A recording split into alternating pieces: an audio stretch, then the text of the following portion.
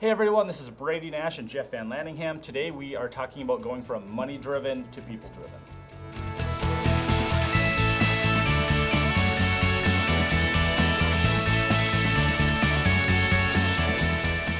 Hey everybody, Jeff Vanlaningham here with Brady Nash. We are talking today about money-driven versus people-driven, and BNG really has an interesting story, I believe, and really an interesting experience. So Brady, tell us a little bit about when you started BNG, what your focus was, what your intent was, and some of the lessons you learned early on.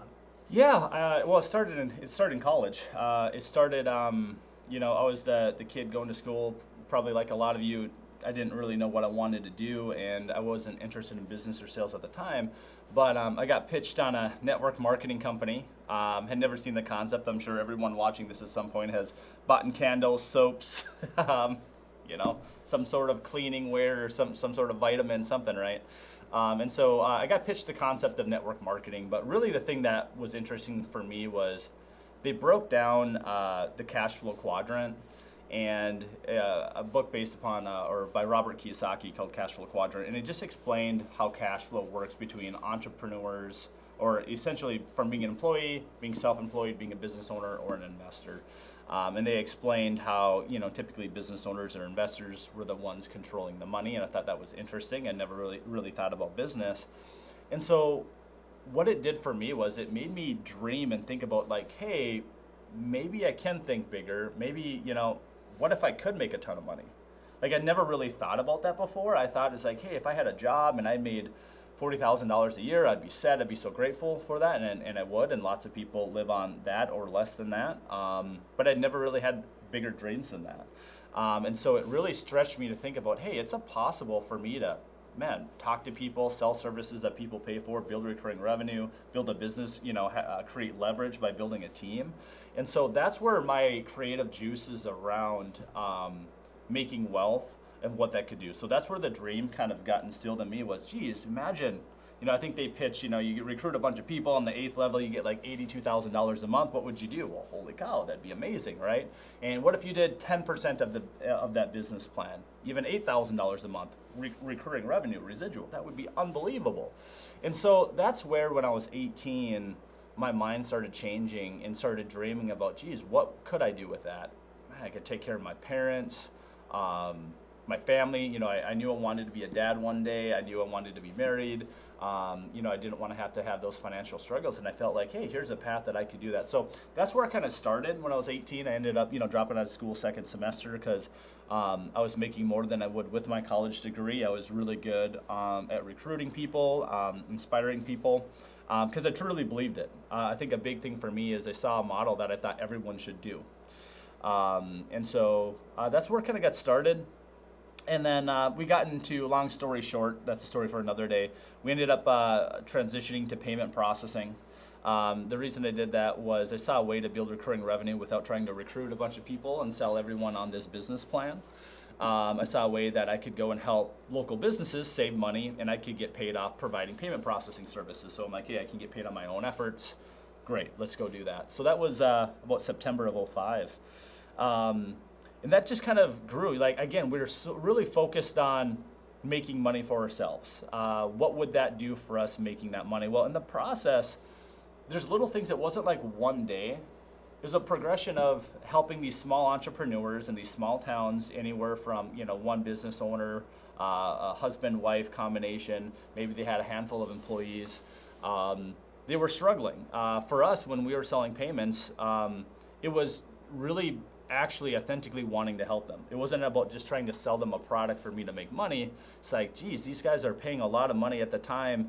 They were, paying for a credit card terminal that might have cost $300. They were paying $50 to $100 a month in a 4-year contract. So I actually really felt bad that a lot of these local businesses were being taken advantage of. So this is where it starts, like, hey, it's not just trying to sell a product for my own benefit. It was like, I actually can really help these business owners. And so it felt good. Like, being able to go in and save some of these businesses a couple $100s a month, which is, might have been increasing their profit on their business by 10%, 20%. Some of these businesses felt good. Yes, and I was making money in the process. And as history had went on and we kept growing and we kept making more money, yes, it helped. Yes, you could get a nicer vehicle and it was nice to have more security. But for me, it was the possessions and things that I was going after just kept not being that fulfilling. It was cool to get, and then it was kind of like, okay, I got a nicer car, that's cool. All right, yeah, I have a little bit more money and I can go to, buy some more stuff. But again, it was never fulfilling. And I've always kind of heard that, hey, the love of money is the root of all evil. But you also respect money. If you've got a good heart, I believe money can solve a lot of problems. You can do a lot of good with it. And so I think it was just over time seeing that. It's like Brady, I was able, in part of my role as visionary for BNG, is I think about the future a lot of role playing. Okay, Brady, say you made $100,000. Say you made $200,000 a year. Say you made $1 million. Then what? The practice I would always go is, imagine you had all the money in the world. You could buy whatever you wanted, but you were the only person on the planet. Would it matter? And the perspective that creates is, hey, you've got a super cool car, you have this big house, but there's no one else there. Is it fun? I think everyone would say, well, no, why? Because you're not enjoying it with anyone. There's no one there to talk to, and people want to, have that fun or that value. So I started connecting that very quickly with doing it as a team. Helping these people felt really good. If as an entrepreneur, I realized my risk tolerance wasn't normal, even for entrepreneurs. Ever since as a kid, I just never had that deep connection with money. I like the game of business. I respect money, but for the most part, it's just a tool for me. And so I realized that my fulfillment really came from seeing the joy I could create, whether it was saving a business, money, helping them live their dream better, or getting people on our team and inspiring them of how they can build their career, their value, have a place where people can take care of their families, the thing they're valuable. Like, that's the stuff I really felt fulfilled about. And, hence people that know about BNG Team and some of our stuff around culture, that's really the motivator. It was, okay, Brady, thinking about you die and you're worth $10 million, or you're worth $50 million, or you're worth $100 million, doesn't matter. So what? I mean, how much money do you honestly really need? Is the question I just asked myself. And I started realizing, okay, you've got a nicer car, a nicer house, you have another, like, do you care? Like, is that fulfilling? It's like, well, no. Well, what is? Well, helping people that deserve it, right? Helping the people that make this business possible. Like, if I'm going to give money away, which is super great and important, why would I not take care of the people that are helping me make it possible? I think sometimes I see businesses that donate money but treat their employees like crap. Like, why? Like, why would you not at least take care of the people? Like Jeff, who's in our business, like, it's good that I donate money, but I should also make sure I'm taking care of him and his family, because he's helping even create this, the ability for me to give in the first place. So I think it's just the psychology of really thinking through that. I don't think a lot of people do. I don't know, your thoughts on that, Jeff? No, and just kind of to follow up, Brady, I had a guy that I worked for who came to the same epiphany, that he realized he was working really hard, and at the end of his road, it was basically going to say, here lies John Smith, he made $50 million, big deal, who cares? And you had this same kind of an epiphany. So let's shift. You realize that it's not all about money.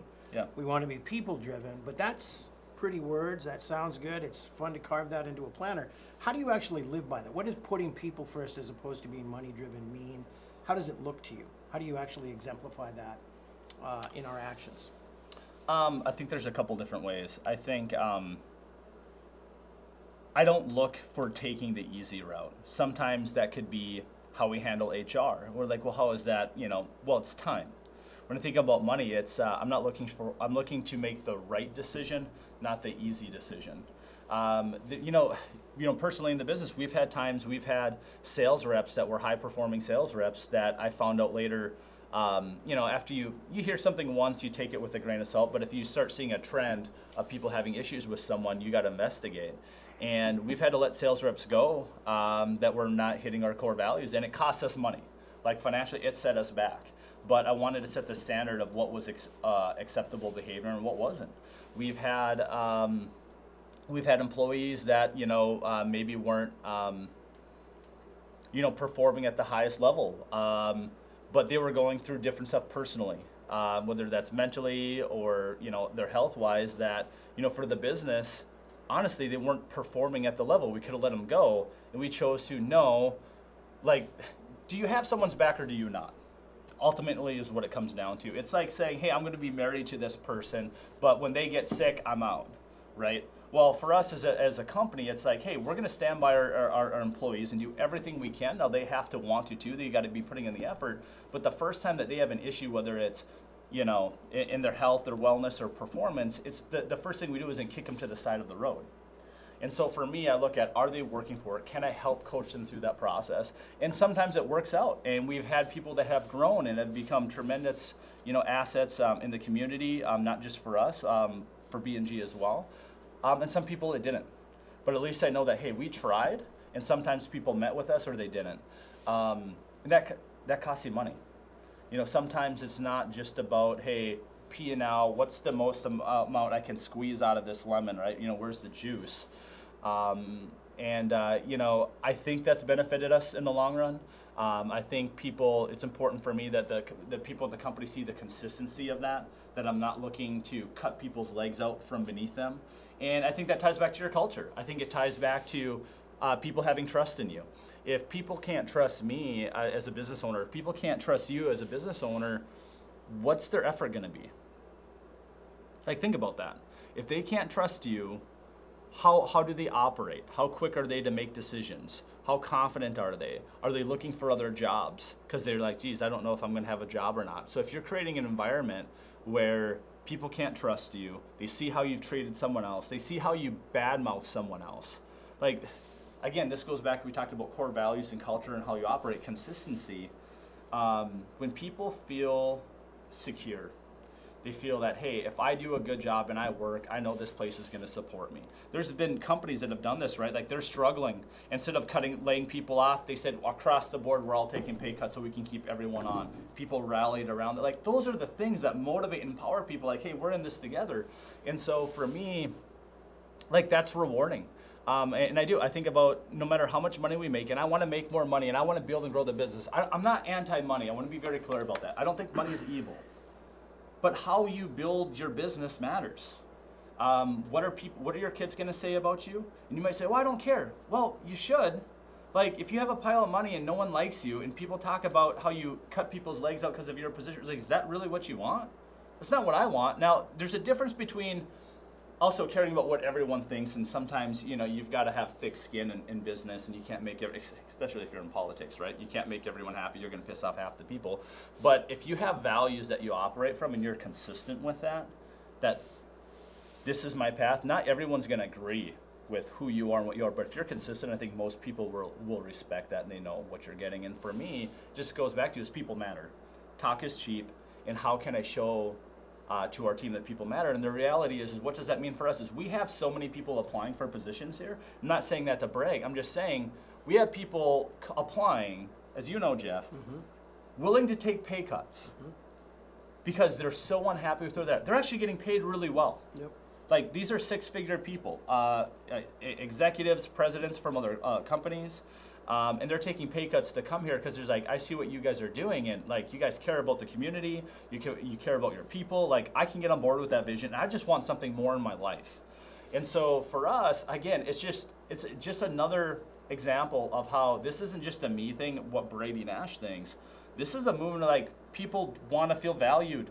People want to have an impact. Yes, we need money. We all need money to support our families. Yes, we all would like more money.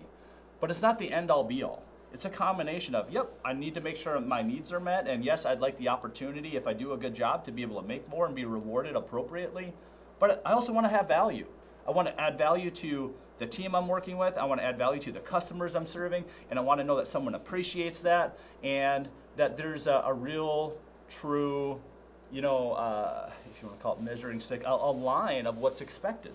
Of how people, and being people-driven does not mean, you don't have rules. It doesn't mean there aren't, it doesn't mean you don't punish like your kids, right? You can love your kids, but it doesn't mean that you don't have strict rules, and if they cross the line that there's not punishment or things that match it. But so Brady, for people watching who are saying, yeah, that's all good for you. You're sitting in your new building. You have a multi-million-dollar business now.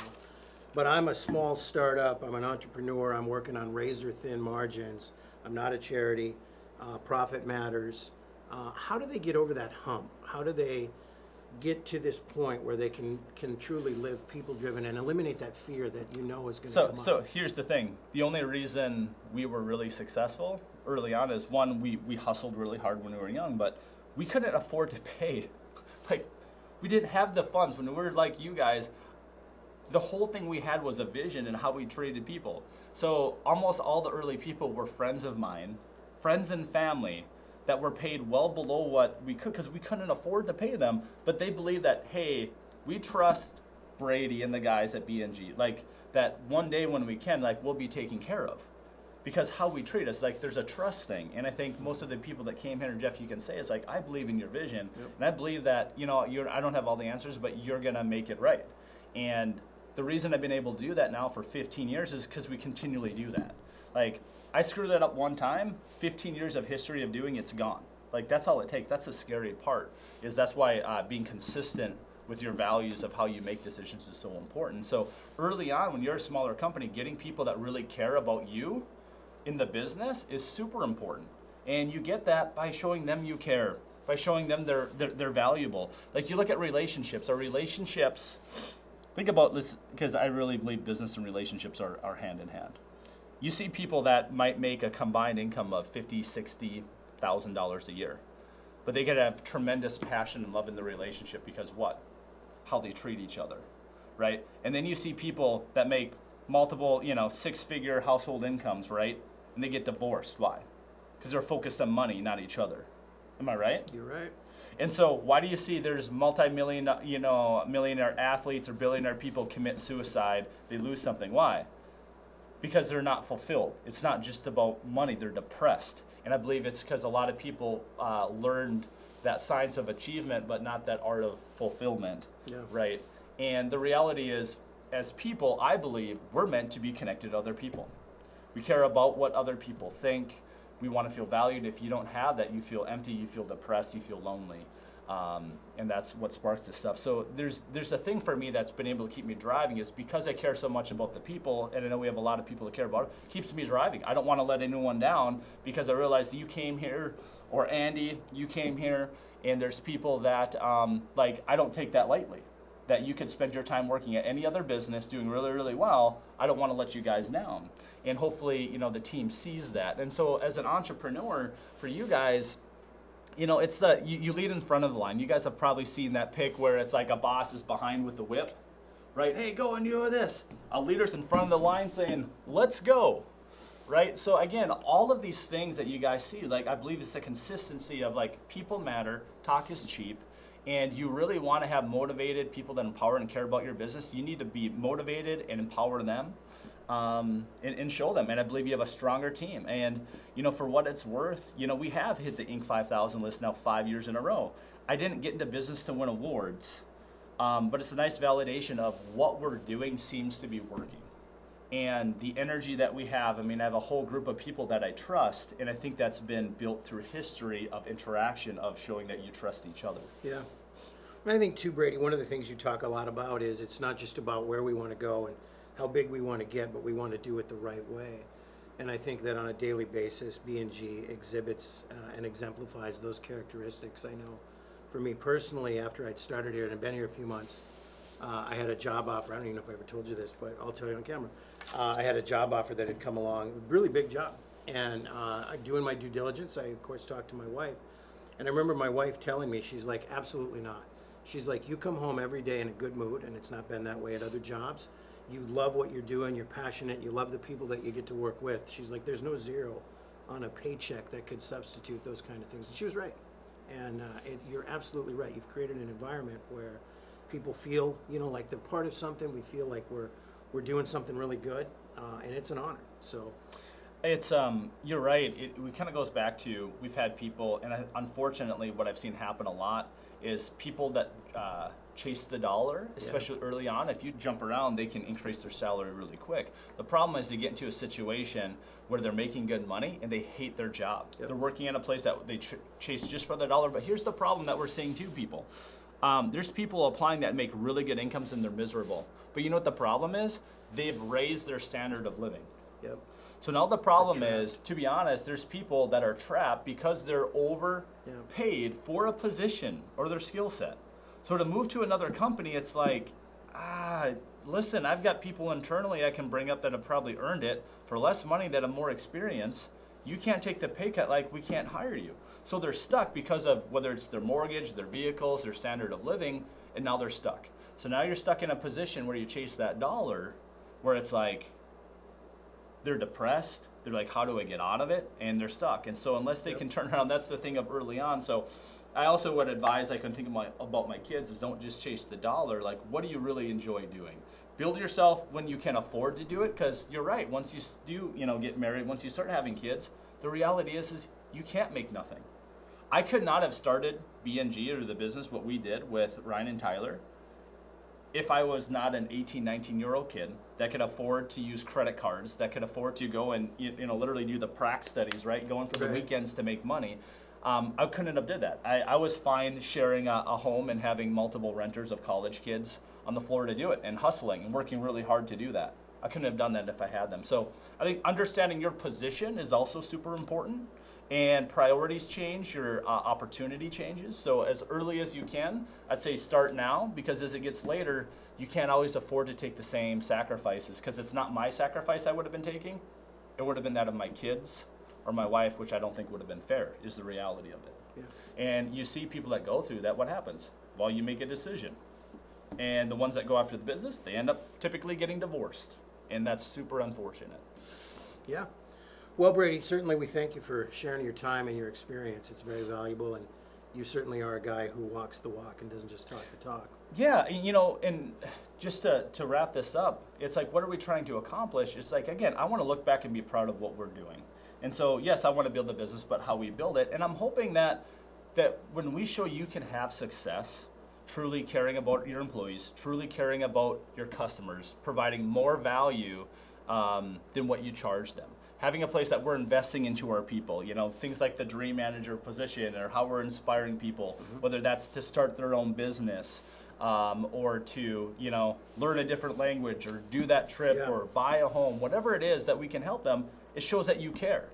Again, by authentically showing them care, that then they care. So I'm hoping that by us having success and doing this, that other businesses stop for a second, and you look and be like, what is the magic that those guys have going on over there? That you don't have to be a martyr. Like, that's one of the biggest things. It's not like, hey, I don't care about profit. You do all this stuff, we make no money, but hey, we've got really happy people. Like, I don't believe that. I believe you can be successful, you can make money, you can care about people, you can bring tons of value to your customers, you can help your employees. I believe you can do it all. And my mission is to go out and to prove that. And hopefully, we can create a mini movement where people look at us and they take bits and pieces that are customizable to them, but makes them look at how can we do more for our people, not just talk about it. Yeah. So thanks a lot for your time. This is a big topic. Make sure to like, subscribe, and compliment. Is that compliment? Comment. Well, a compliment is a comment as well, so I'll take that. Look forward to seeing you guys next time.